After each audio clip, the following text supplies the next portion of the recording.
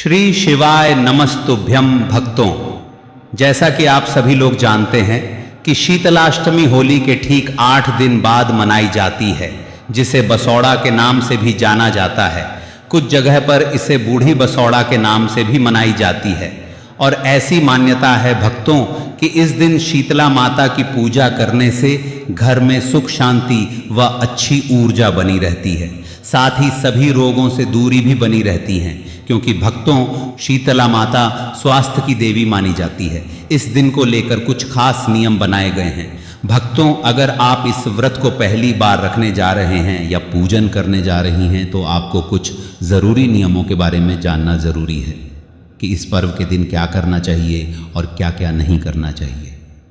तो आइए भक्तों, आज हम जानते हैं कि इस वर्ष 2026 में शीतला अष्टमी किस दिन है, इसका व्रत किस दिन रखना है और शीतला माता की पूजन में किन किन सामग्रियों की ज़रूरत पड़ने वाली है और किन चीज़ों का भोग लगता है। भक्तों, हमारे यहाँ पर कुछ जगह पर शीतला माता की पूजन होली के बाद पड़ने वाले पहले सोमवार या शुक्रवार को भी की जाती है। इस बार चैत्र मास के कृष्ण पक्ष की सप्तमी तिथि 10 मार्च दिन मंगलवार को पड़ने वाली है। सप्तमी तिथि मंगलवार को रात 1:54 तक रहने वाली है। इसके बाद में अष्टमी तिथि की शुरुआत होगी। मतलब कि अष्टमी तिथि 11 मार्च दिन बुधवार को 1:55 से जिस समय तिथि की शुरुआत होने वाली है उस समय से शुरू होगी। और भक्तों, 11 मार्च बुधवार को पूरा दिन अष्टमी तिथि रहेगी और अष्टमी तिथि की समाप्ति 12 मार्च गुरुवार को प्रातःकाल 4:19 पर समापन हो जाएगा। ऐसे में हिंदू पंचांग के अनुरूप इस बार 11 मार्च बुधवार को शीतला अष्टमी है। इसी दिन शीतला माता का पूजन करके भोग अर्पण किया जाएगा और जो भी उपवासी महिलाएं व्रत रखने वाली हैं वे इस दिन व्रत भी रख सकती हैं। शीतला माता को भोग अर्पित करने के लिए सबसे श्रेष्ठ मुहूर्त माना जाता है ब्रह्म मुहूर्त से लेकर सूर्योदय तक। और सूर्य देव की किरण पृथ्वी पर पड़ने से पहले पहले आप शीतला माता की पूजा करके उनको भोग अर्पित कर सकते हैं। और भक्तों, आप शीतला माता की पूजन करने के लिए लगभग दोपहर 12 बजे तक का समय रहेगा। अब भक्तों का एक प्रश्न रहता है कि पूजन करने के लिए सबसे शुभ मुहूर्त कब होगा। तो भक्तों, बुधवार के दिन सुबह 5:06 से 5:54 तक तो ब्रह्म मुहूर्त रहेगा और सूर्योदय होगा सुबह 6:47 पर। इस समय तक आप शीतला माता की पूजन या उन्हें भोग अर्पित कर सकते हैं। बुधवार के दिन सुबह 9:11 तक वज्र योग रहेगा।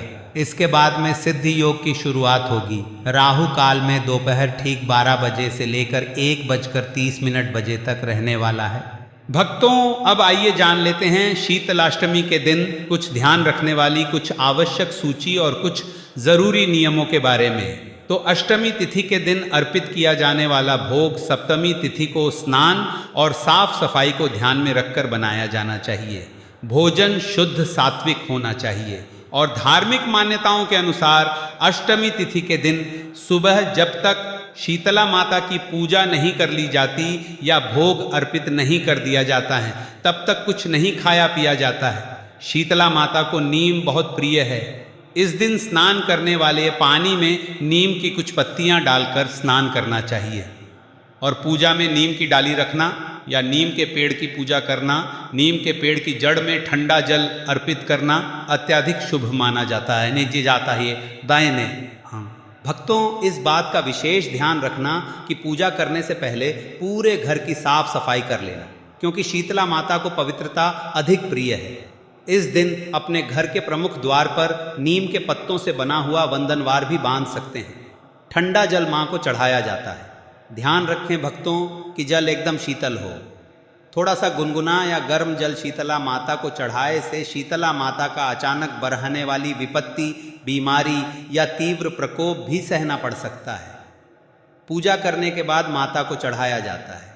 जल में से कुछ बूंदें घर के मुख द्वार और हर कोने कोने को पवित्र करें। भक्तों, अगर आप आसपास के मंदिर में जाकर जल अर्पित करते हैं तो उस जल के लोटे में कुछ जल की कुछ बूंदें अवश्य बचा कर ले आना और आप अपने परिवार के सदस्यों की आंखों पर लगा लेना और खुद की आंखों पर भी लगा लेना। भक्तों, 11 मार्च के दिन किसी ज़रूरतमंद को भोजन, जल या कुछ पैसे का दान करना बहुत सत्कर्म माना जाता है। भक्तों, अब हम जानते हैं कि कौन सा कार्य बिल्कुल भी नहीं करना है।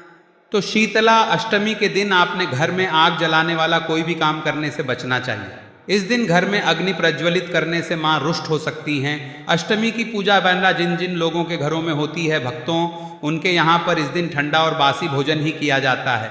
और जो भी महिला व्रत कर रही है उसे सुई धागे का काम करने से बचना चाहिए। खास तौर पर उन्हें सिलाई कढ़ाई ऐसे काम नहीं करने हैं। तामसिक चीज़ों का सेवन या स्पर्श नहीं करना है। तो भक्तों, यदि आपको यह जानकारी उचित लगी हो तो वीडियो को लाइक ज़रूर करें और चैनल को सब्सक्राइब करके कमेंट में यह ज़रूर बताएं कि आप यह वीडियो कहाँ से देख रहे हैं। धन्यवाद।